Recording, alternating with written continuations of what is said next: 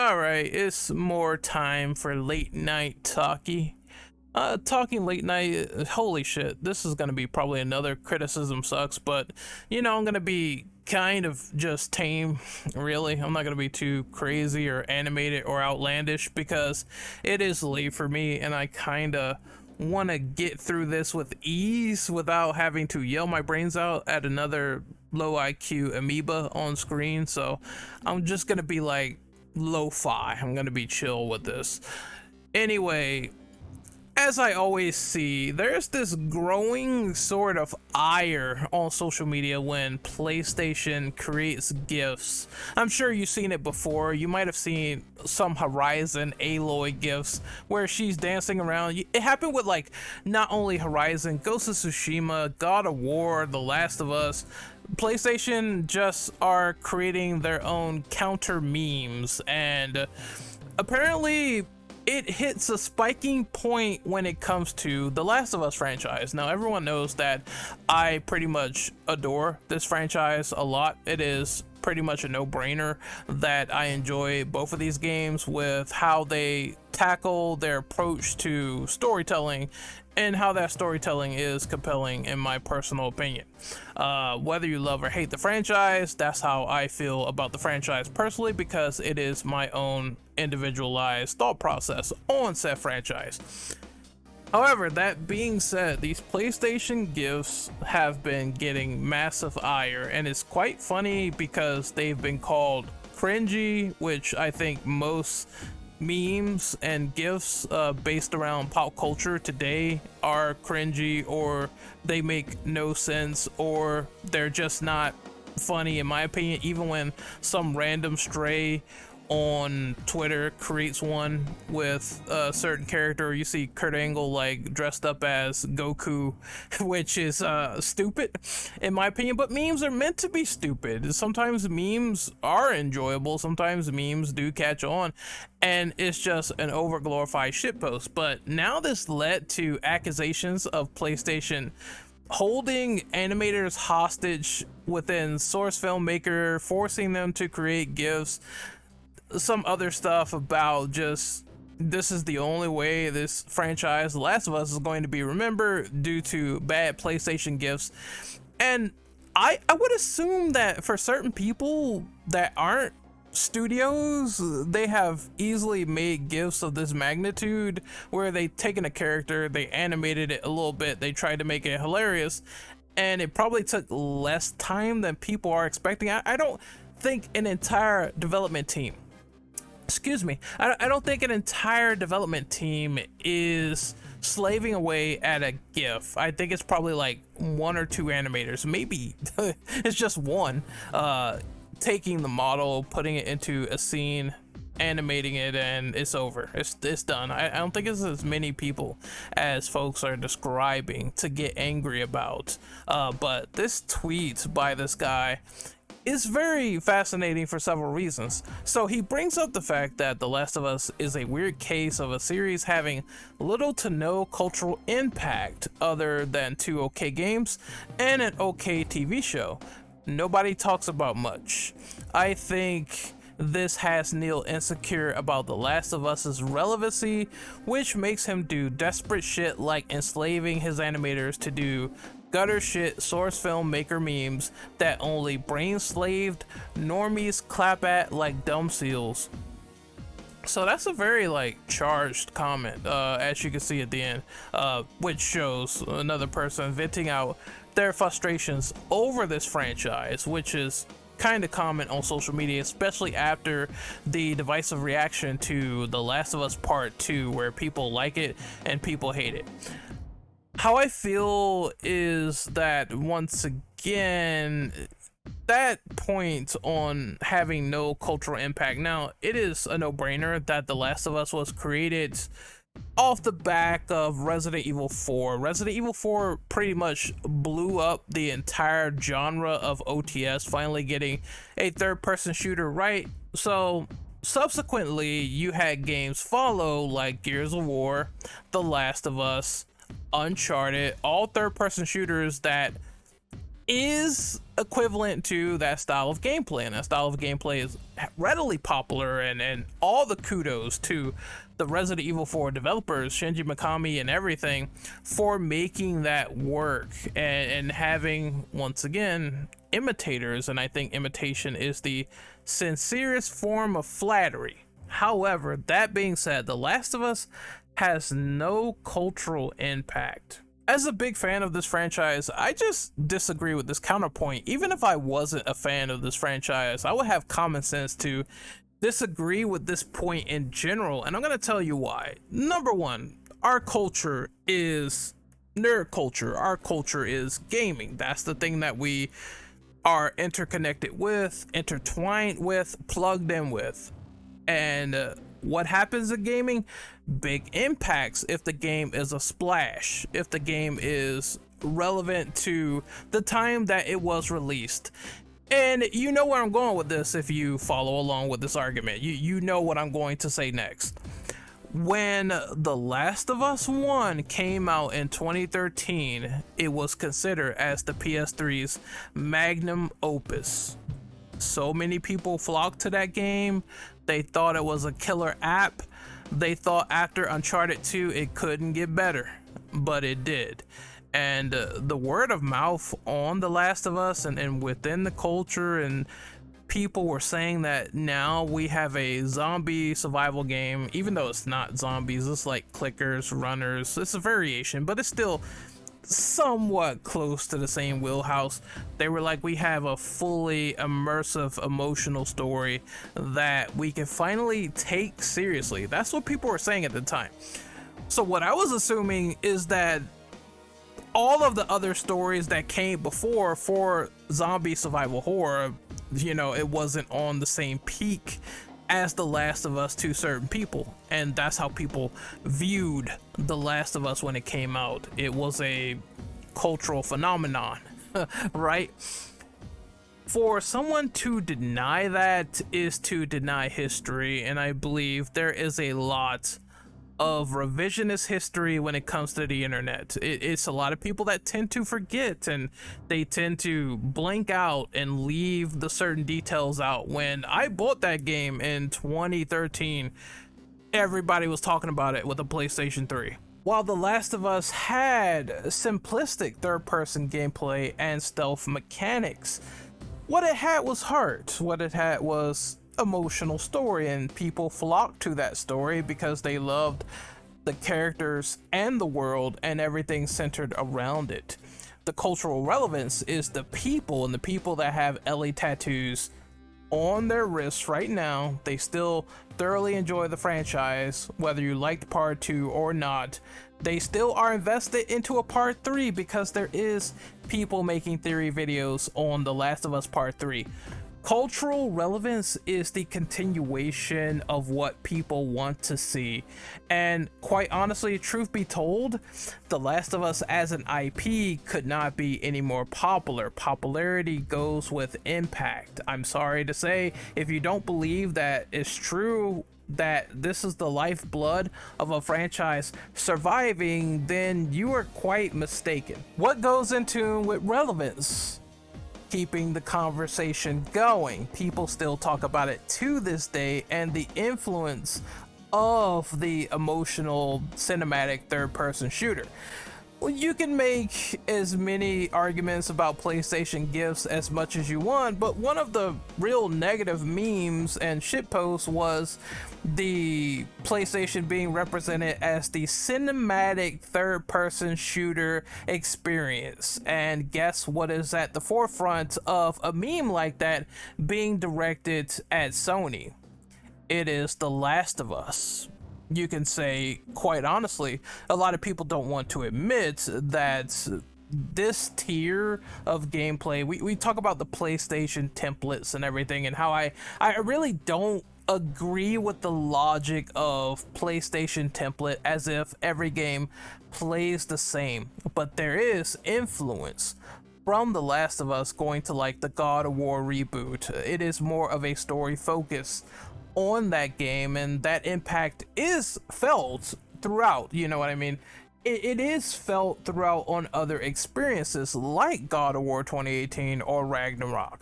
The Last of Us having no cultural relevance to this guy and the argument that he's making, it doesn't make sense, because if God of War was influenced by The Last of Us, then God of War is, if not more popular than The Last of Us in certain instances. It's been around for a long time, and now we have an entry into the franchise of God of War that was influenced by that same cinematic storytelling.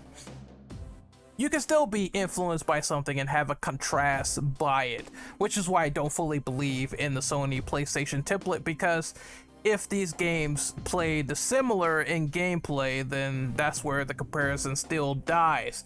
From comparisons like God of War's Norse reboot to A Plague's Tale, we've seen how the pitch of The Last of Us has once again brought success to certain imitations. I'm telling you now, like, I don't get why people don't understand this simple and basic concept that when you're influenced by something else, you're making an impact and trying to go forward with that formula by imitation. It's a no-brainer. Like, The Last of Us itself revitalized Western cinematic games and their approach to very complex storytelling. Love it or hate it, its presence is still known.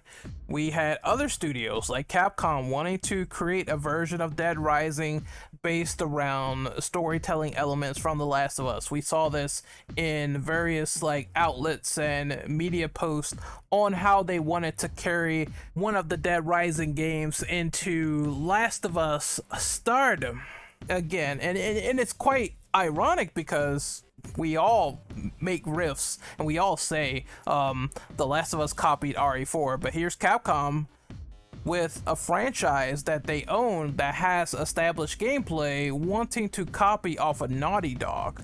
You see, sometimes imitators will copy off of each other even if they copied off of a similar formula in the same style.